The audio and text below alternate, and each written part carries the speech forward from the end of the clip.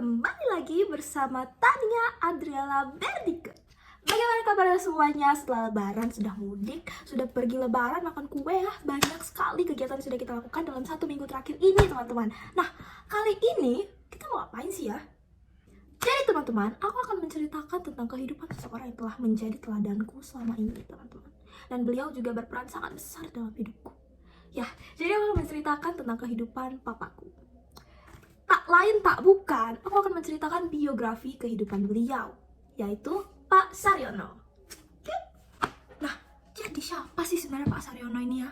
Pak Saryono ini adalah anak dari Ibu Sukinah dan Bapak Mintorejo. Mereka berdua adalah orang beretnis Jawa.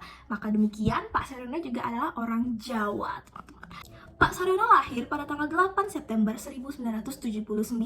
Beliau merupakan anak keempat dari 5 bersaudara, teman-teman. Beliau masuk SD pada tahun 1986. Beliau bersekolah di SDN 01 Mukiran di Kaliwungu di Semarang. Nah, kemudian pada saat kelas 2 SD, beliau dan keluarga itu berpindah dari Semarang ke Lahat di Sumatera Selatan.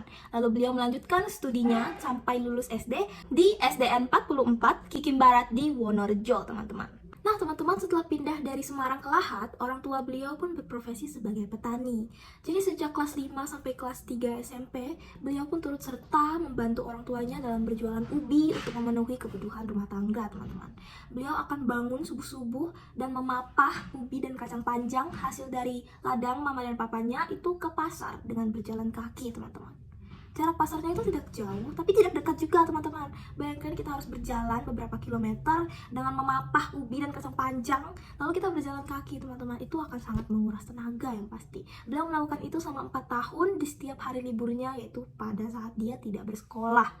Nah, beliau itu ber-SMP di SMP Negeri 2 di Kikim Barat di Wonorejo, teman-teman. Kemudian beliau melanjutkan studinya di jenjang SMA. Nah, di sini beliau itu sudah merantau dari orang tuanya, teman-teman. Beliau ber-SMA ke Lahat.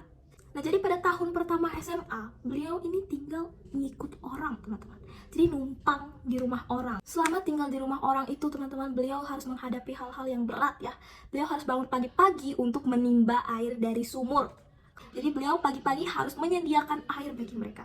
Bagaimana? Beliau harus menimba air dari sumur tersebut, kemudian bawa ke rumah, ke kamar mandi, agar mereka bisa mandi, kemudian berulang-ulang terus sampai bak air mandi tersebut penuh, teman-teman. Bayangkan pagi-pagi ya, subuh-subuh kan baru bangun langsung harus menimba air, dan itu setiap hari, teman-teman.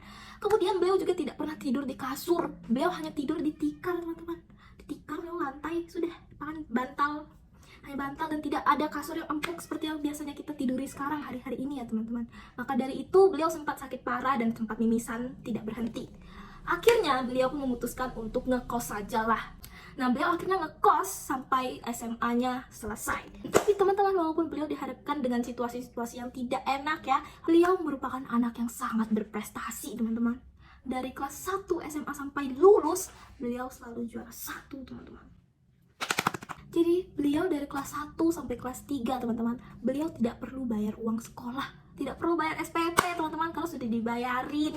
Itu termasuk beasiswa, karena beliau sangat-sangat pintar, teman-teman, juara 1 terus. Kemudian prestasi beliau gak sampai di situ aja, teman-teman. Beliau bahkan dapat panggilan untuk mengambil D1 di Politeknik Gajah Mada, teman-teman.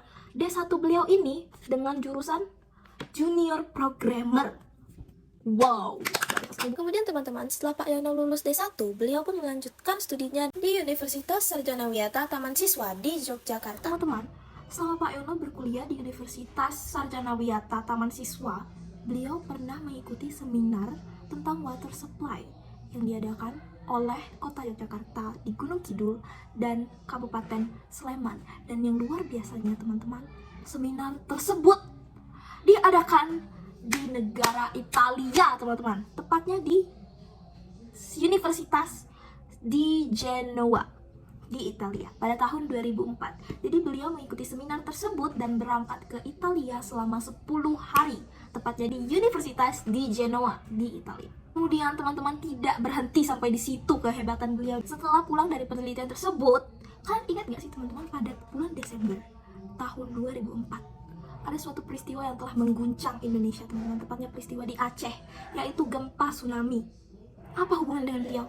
Beliau pernah menjadi relawan untuk membantu korban-korban gempa tsunami di Aceh selama 10 hari, teman-teman. Beliau terbang lagi dari Yogyakarta ke Aceh untuk membantu sebagai relawan selama 10 hari. Wow. Keren memang beliau ya, luar biasa. Dan beliau ini juga merupakan anak Tuhan yang sangat setia dan sangat taat loh, teman-teman. Beliau pernah mengambil cuti kuliah selama 1 semester untuk melayani di gereja, teman-teman. Luar biasa bukan? Sampai cuti kuliah loh, 1 semester. Beliau bergereja di GBI Maranatha di Jogja. Di situ juga beliau bertemu dengan sang pujaan hatinya, yaitu Bu Romondang Mani. Jadi teman-teman, awalnya mereka berdua hanyalah sepasang teman ya. Namun lama-kelamaan muncul benih-benih cinta. Dan akhirnya Pak Saryono memutuskan untuk menyatakan cintanya pada tanggal 16 Desember 2004 di teras kos-kosan Bu Romondang, teman-teman. Kemudian mereka pun resmi pacaran. Tapi sayangnya teman-teman, pada tanggal 20 Desember 2004, 4 hari setelahnya, Bu Romondang itu harus pulang ke Medan untuk alasan berobat. Karena waktu itu Bu Romondang itu sakit, teman-teman. Jadi mereka harus menjalani hubungan jarak jauh selama hampir 2 tahun. Karena Bu Romondang baru balik lagi ke Jogja pada tahun 2006, bulan Februari, teman-teman. Setelah pulang sebentar pada tahun 2006, bulan Februari, Bu Romondang harus balik lagi ke Medan dengan alasan berobat lagi, teman-teman. Kemudian pada tanggal 27 Mei 2006, Pak Saryono pun wisuda, lulus dari kuliahnya, teman-teman. Namun, pada tanggal yang sama, hari yang sama, waktu, bulan, tahun yang sama, yaitu 27 Mei 2006, terjadi gempa yang lumayan dahsyat di kota Yogyakarta. Sehingga menyebabkan gedung universitas yang akan digunakan untuk acara wisuda tersebut rusak. Plafonnya semuanya roboh, teman-teman. Akhirnya beliau wisuda tanpa acara wisuda. Kemudian pada tahun 2007, setelah beliau wisuda tanpa acara, beliau mendapatkan panggilan kerja. Langsung mendapatkan panggilan kerja di Sanggau, di Kalimantan Barat, teman-teman. Di Bank BPRDSM Sanggau. Kemudian beliau pun berangkat pada bulan Februari 2007, memutuskan berangkat dan akhirnya mulai bekerja di sana. Tahun 2007 bulan Agustus, Pak Saryono sempat membicarakan dengan keluarganya tentang hubungannya dengan Bu Romondang yang ingin menuju kepada jenjang lebih serius, teman-teman. Namun sayangnya Pak Saryono mendapatkan penolakan karena latar belakang keluarga Pak Saryono yaitu beretnis Jawa, sedangkan Bu Romondang beretnis Batak. Jadi sempat terjadi penolakan dari keluarga beliau. Namun Pak Saryono tetap meyakinkan keluarganya bahwa inilah istri yang tepat untukku dan etnis, suku, ras bukanlah suatu penghalang dalam suatu hubungan, teman-teman. Akhirnya beliau pun mendapatkan persetujuan dari pihak keluarganya maupun pihak Bu Romondang. Akhirnya mereka pun menikah, teman-teman. Sebelum menikah, mereka mengadakan acara martupol, yaitu pertunangan secara adat Batak, pada tanggal 20 Oktober 2007. Kemudian mereka resmi menikah pada tanggal 10 November 2007, tepat pada Hari Pahlawan. Kemudian pada Desember 2007, mereka berdua pun memulai hidup yang baru sebagai suami istri di Sanggau, Kalimantan Barat. Mereka dikaruniai 2 anak di Sanggau, teman-teman. Anak pertamanya yang cantik jelita luar biasa, sangat berbakat itu namanya Tania Adriela Bernike, lahir pada tahun 2008. Dan anaknya yang kedua adalah anak laki-laki satu-satunya, yaitu bernama Davi Nathanael Aaron, lahir pada tahun 2014. Kemudian teman-teman, pada tahun 2020, Pak Saryono dan keluarganya memutuskan untuk pindah ke Pontianak.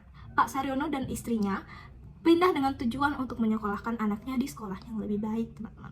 Kemudian mereka dikaruniai juga oleh anak perempuan, yaitu Joanna Arindra pada tahun 2022, teman-teman.